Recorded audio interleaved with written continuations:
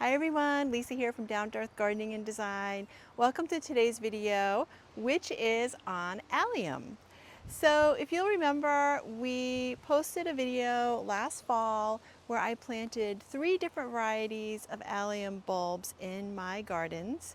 And I want to give you an update on those. But first I want to bring you this beauty here because this variety allium is really the inspiration for me planting those bulbs in my garden. So allium do come in some different heights and a few different colors. This one here, like I said, was the inspiration for me planting some at my house, and this variety is called Gladiator. So we have planted in the past at clients' houses the Gladiator allium and some Globe Master. And both of those are the giant flowering allium varieties, and they're probably the tallest. So you won't be seeing these at my house. I have 3 different varieties that we planted, but just a little bit about this one and alliums in general. So the allium bulbs you plant in the fall, and that's how all of these that I'm showing you today were planted. I have seen at the nursery some nursery stock containers where you can plant them, the nursery pots in the spring, but these were all planted by bulb in the fall. You leave them in the ground in my zone, which is hardiness planting zone 6B.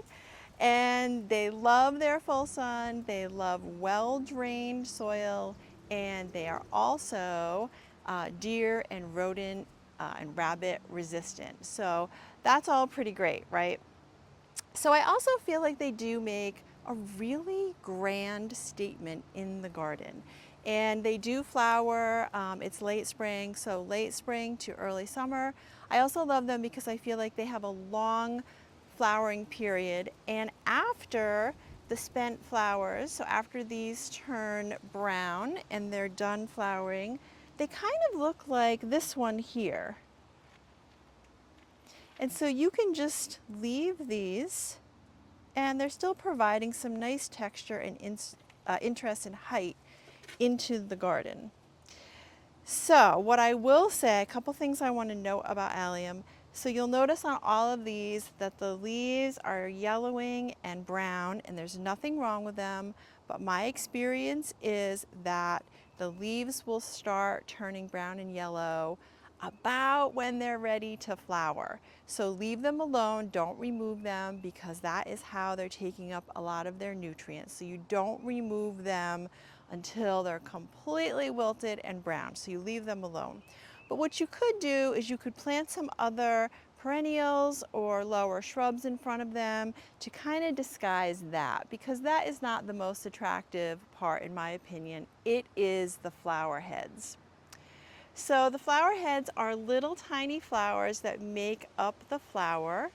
So you can see all of these little individual tiny flowers here. And really it's just starting to bloom. So these large flower heads aren't even at their mature diameter yet. They're going to get even more grand than they are. So they are best if you are getting the Gladiator to put towards the back of your garden, because as you can see, they're pretty tall. So when you read the specs on the Gladiator allium, it'll say that they can get to be 3 to 4 feet tall. However, in real time, and I like to do this because that's really just giving you an average.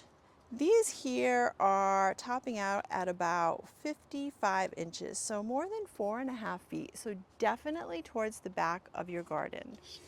Now you can plant them in groups. So these are lined up here and they look really beautiful with the white siding on the house. They really stun here.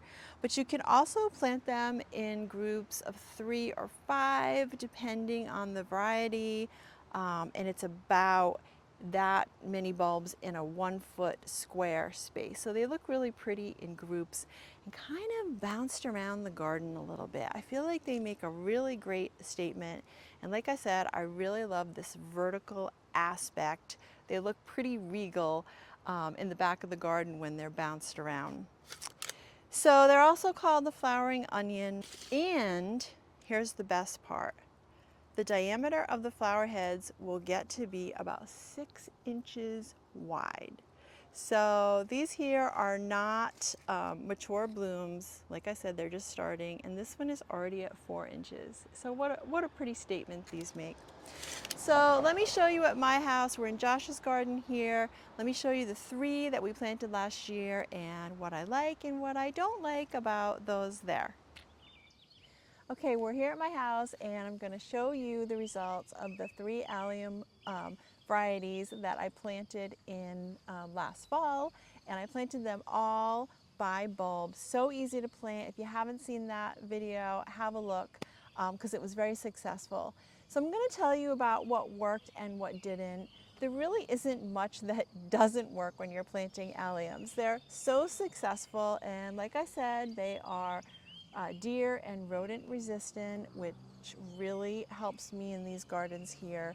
But they fill in a really nice gap in between the daffodils when they're done blooming and waiting for the peonies, anxiously awaiting, I should say. So they bloom in between the daffodils finishing up and the peonies starting, so it really fills a beautiful gap here in the gardens. So this one here in front of me is Silver Springs. And they do have a smaller flower, and it's a little more flattened, not as much of a globe flower like we're used to with the alliums. And it's true to its name.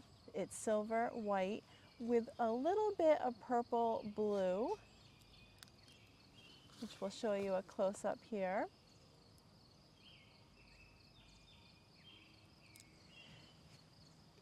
So on the bags, they say that the flowers get to be about 24 to 32 inches. So I'm just going to measure them for you because I feel like they're a little taller.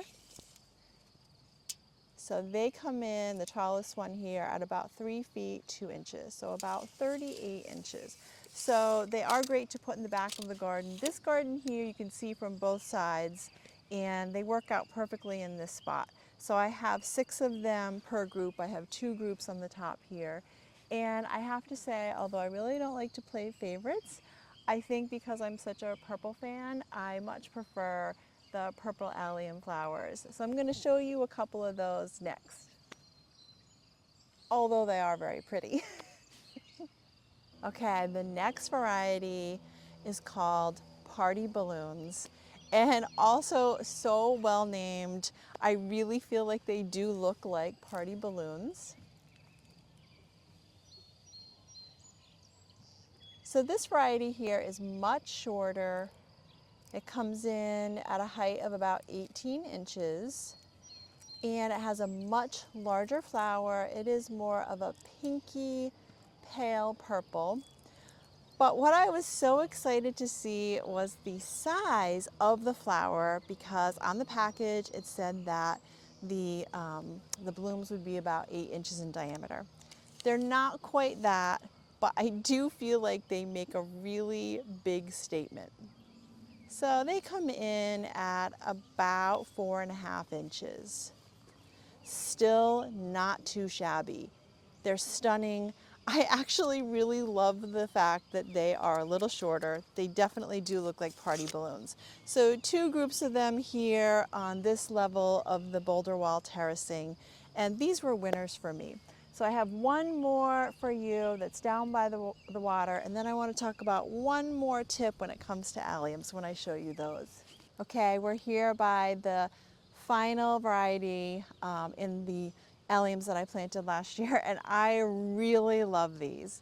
So I do want to mention that they are just fading. I do have some footage of them when they were really stunning in full bloom, and they are a really pretty dark violet purple shade.